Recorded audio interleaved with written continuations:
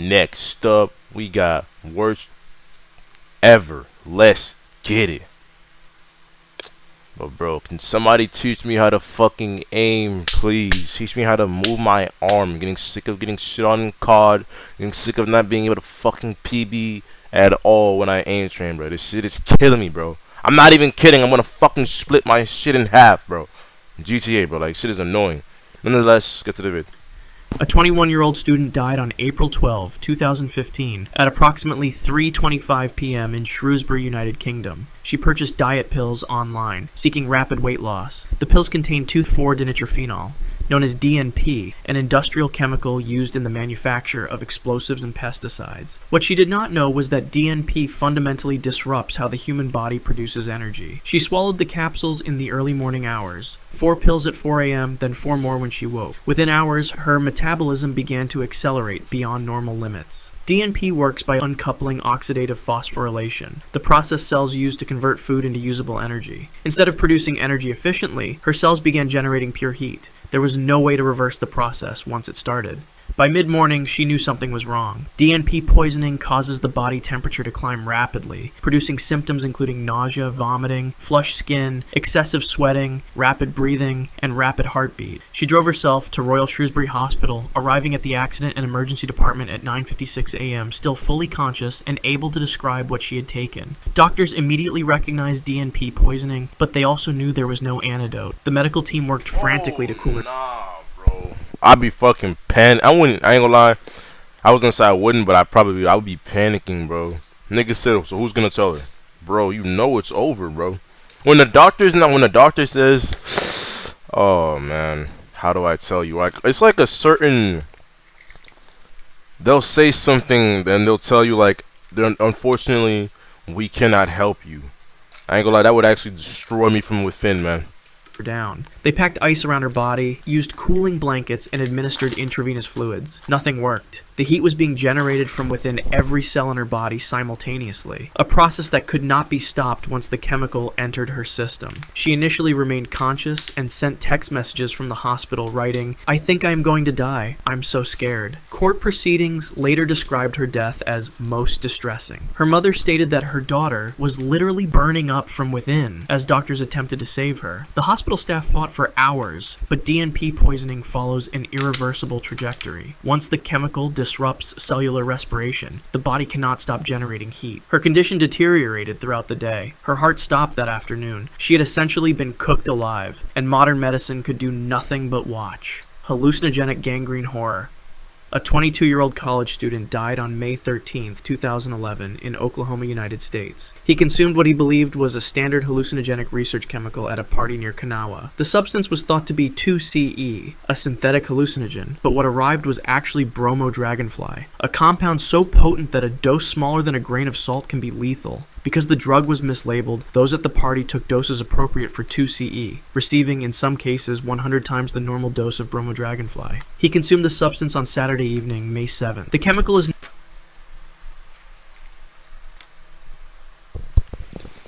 I think I heard of this when I was a kid. Yeah, no, when I was like a teenager. But, don't go to parties and do drugs, man, I ain't gonna lie. That's an FYI, bro.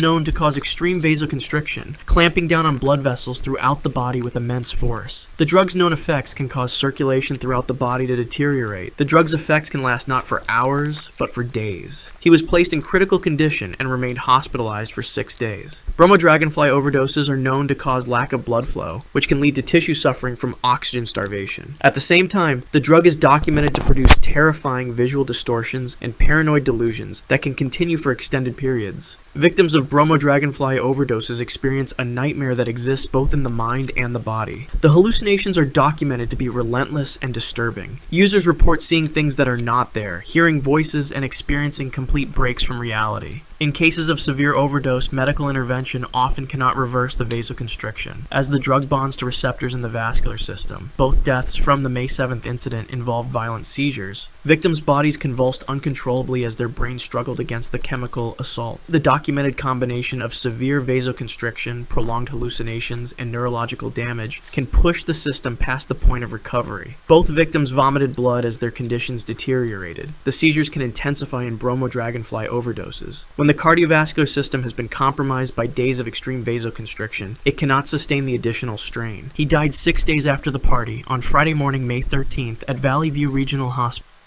With Monday.com's intuitive work management platform, you have the power, not IT, not The unpredictability of mislabeled synthetic research chemicals had turned a single decision into days of suffering for 8 people, with 2 deaths and 6 hospitalizations. Botched 2015 at approximately 3:25 p.m. in Shrewsbury, United Kingdom. She purchased 15. Burning from within. A 21-year-old student died. 21. Thing but watch. Hallucinogenic gangrene horror. A 22-year-old college student. 22. Holy fuck. Botched game over protocol. A 38-year-old death row inmate died on April 29, 2014 in McAlester, Oklahoma. He was scheduled for lethal injection using an experimental combination of chemicals. Oklahoma had recently switched to a new protocol after pharmaceutical companies refused to supply traditional compounds. The state planned to use midazolam as the sedative, a drug never before tested in this context. The process began at 6:23 in the evening. Prison staff inserted intravenous lines into his groin area after nearly an hour of failed attempts at his arms, neck, and feet. The first chemical, midazolam, was administered to render him unconscious before the paralytic and heart-stopping agents would follow. The protocol required him to be completely unaware before the next phases began, but the sedative did not work as intended. 10 minutes passed. A doctor checked his consciousness level and declared him unconscious. The paralytic drug was then administered, followed by potassium chloride to stop his heart. Standard protocol stated the entire process should take 10 to 15 minutes. What happened next shocked everyone in the chamber. His eyes opened, his body began to writhe and convulse on the gurney. He attempted to speak, his mouth forming words while restrained. The paralytic should have made movement impossible if he were truly sedated. Witnesses watched in disbelief as he strained against the leather straps, clearly experiencing pain and distress. Prison officials lowered the blinds at 19 minutes, blocking witnesses' view. An inspection revealed the intravenous line had ruptured. The chemicals had been leaking into the surrounding tissue rather than entering his bloodstream. Without proper delivery, the drugs were causing localized damage while failing to achieve their intended effect. He remained partially conscious, trapped in his own failing body. The execution was halted at 33 minutes after the drugs were first administered. Officials discussed taking him to a hospital, but did not. He died 43 minutes after the procedure began. The entire ordeal had been partially witnessed by members of the media and victims' families before the blinds were lowered. The state of Oklahoma temporarily suspended lethal injection protocols following the incident. The inmate's ending remains one of the most disturbing examples of pharmaceutical failure in American criminal justice history. Aphrodisiac candy tragedy.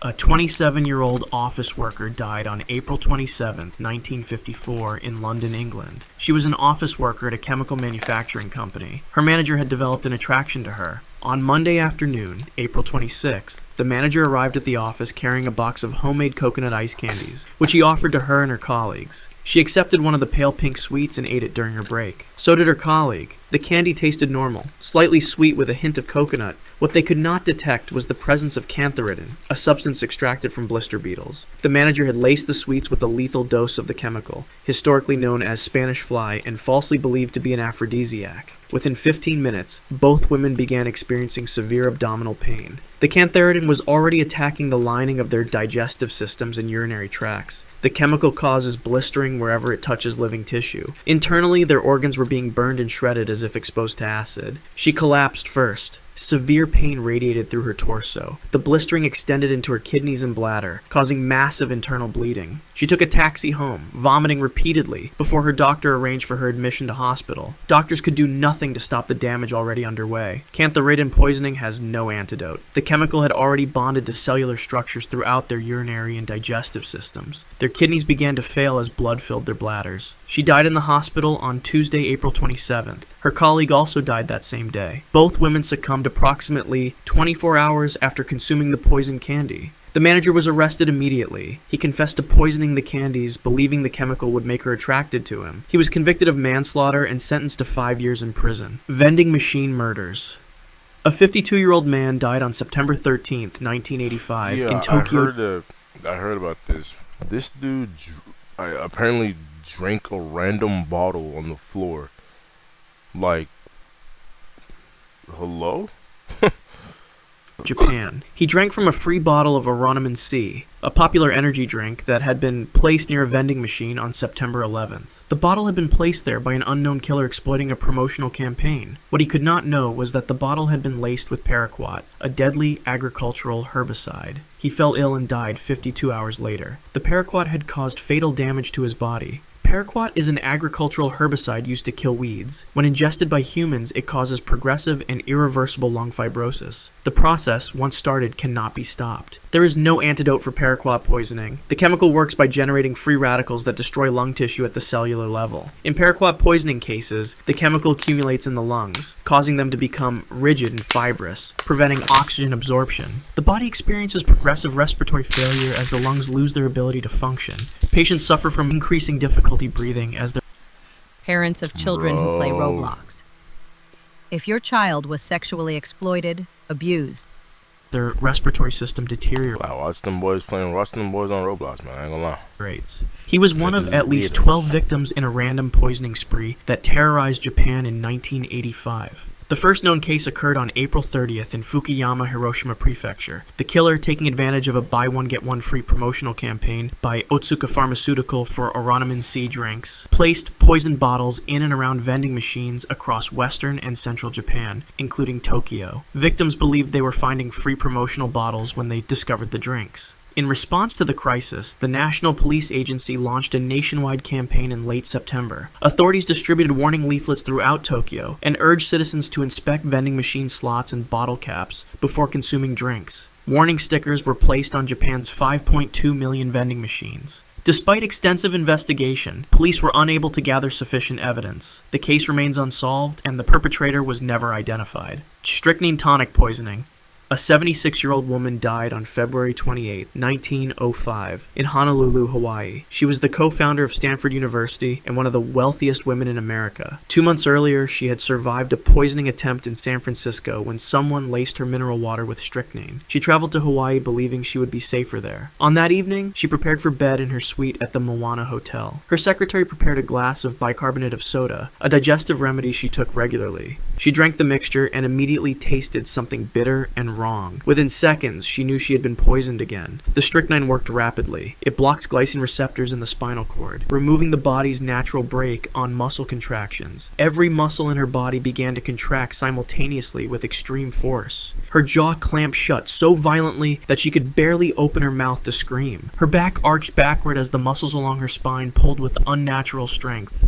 She remained fully conscious. Strychnine does not affect awareness or consciousness. She experienced every moment of what was happening to her body. Her limbs went rigid, her fingers and thumbs clenched into tight fists, and her face contorted into a grimace known medically as rhesus sardonicus. The muscle contractions were so powerful that her bones were at risk of fracturing from the internal pressure. Her maid heard the commotion and rushed into the room. She tried to speak but could barely move her jaw. The words came out broken and desperate. She was begging for help while her body twisted against itself. The contractions came in waves, each one more intense than the last. Between spasms, she gasped for air, but the next wave would lock her chest muscles and prevent breathing. The convulsions continued for approximately 15 minutes. As a doctor tried to help her, she exclaimed through clenched muscles, "My jaws are stiff. This is a horrible death to die." She was then seized by a final tetanic spasm. Her heart, also a muscle, was forced to work against the constant state of contraction. Eventually, it could no longer sustain the strain. At 11:30 that night, the 76-year-old woman died in agony. Her body frozen in a position of extreme muscular rigidity. The murder was never officially solved. Hallucinogenic bread hysteria.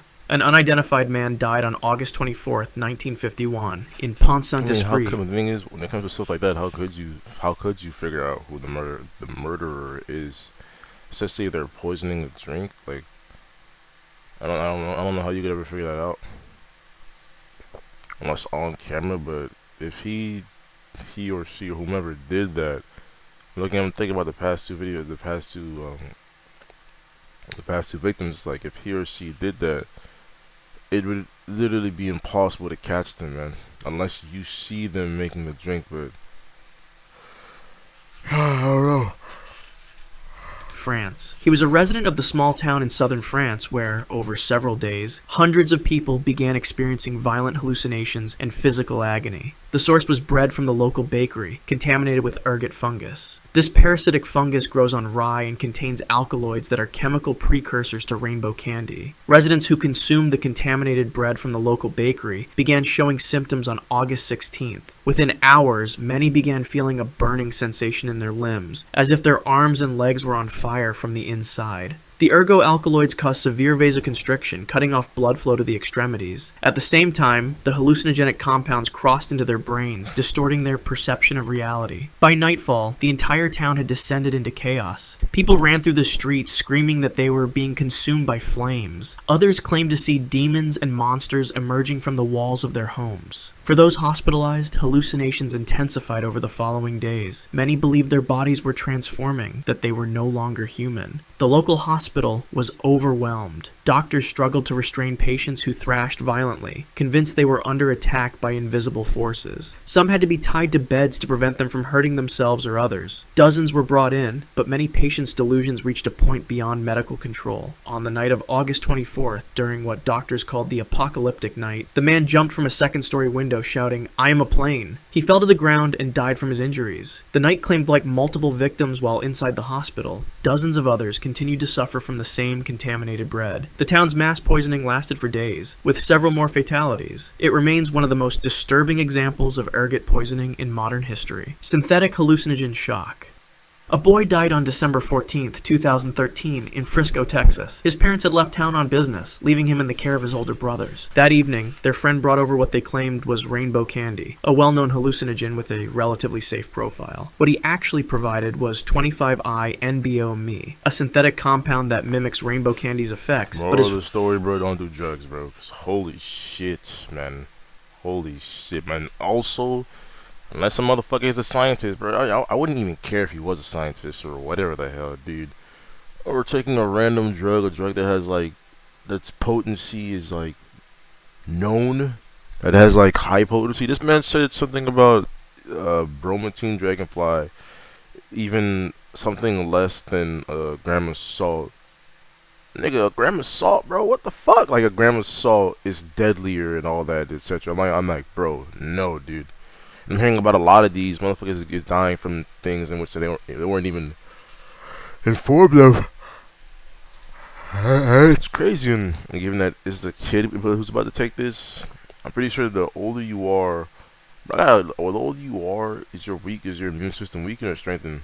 I say it doesn't really matter because depending on what drug it is, bro, it'll kill you regardless of your age. Far more toxic. The boy placed a small square of blotting paper on his tongue. The dose appeared tiny, barely larger than a fingernail. He expected a mild visual experience similar to what he had heard about from peers. The chemical absorbed through the mucous membranes in his mouth and entered his bloodstream within minutes. 25I-NBO-Me works differently from rainbow candy. It binds to serotonin receptors with extreme potency, but it also causes dangerous cardiovascular effects that rainbow candy does not. Research on 25I-NBO-Me intoxication has documented rapid increases in heart rate and blood pressure. The drug's unpredictable toxicity meant that even a standard dose could trigger a fatal response. The bad reaction was immediate. He and his brothers, along with their friend who had also taken the drug, became violently ill. He began convulsing. His older brother called the police. All four were rushed to the emergency room. He died an hour later at the hospital as a reaction to the substance, according to the Collin County Medical Examiner's Office. Medical case reports of 25I-NBO-Me fatalities have documented seizures, cardiovascular collapse, organ failure, kidney damage, and dangerously elevated body temperatures as causes of death from this compound. His eldest brother spent several days in the hospital, unable to speak coherently for nearly 2 days, but he survived. His older brother and their friend also required hospitalization, but recovered. The boy died from a single dose small enough to fit on a piece of paper. The three brothers had paid $80 for 8 squares, never knowing the lethal unpredictability of what they believed was rainbow candy. If you want to see more videos like this, R.I.P. to little bro. R.I.P. to everyone who's just lost their lives, man. Hey, man. To anyone that does drugs, bro. No. If you ever get peer pressured or whatever the hell, whatever the case may be, don't do drugs, bro. Clear example of why, man. Also, the story about the girl losing weight, that is fucking insane, bro. There was a chemical in the thing that she took, and she died because of it. One, I'd say do your research on things, and two, losing weight, bro, just do it the natural way. Sometimes, sometimes aiding, or sometimes aid, or whatever the hell you think helps, or whatever helps isn't always gonna be helpful. I don't know how to explain it, but if you, it's like, yeah, because I don't want to drag the video out too long. I'm gonna catch you guys and be easy.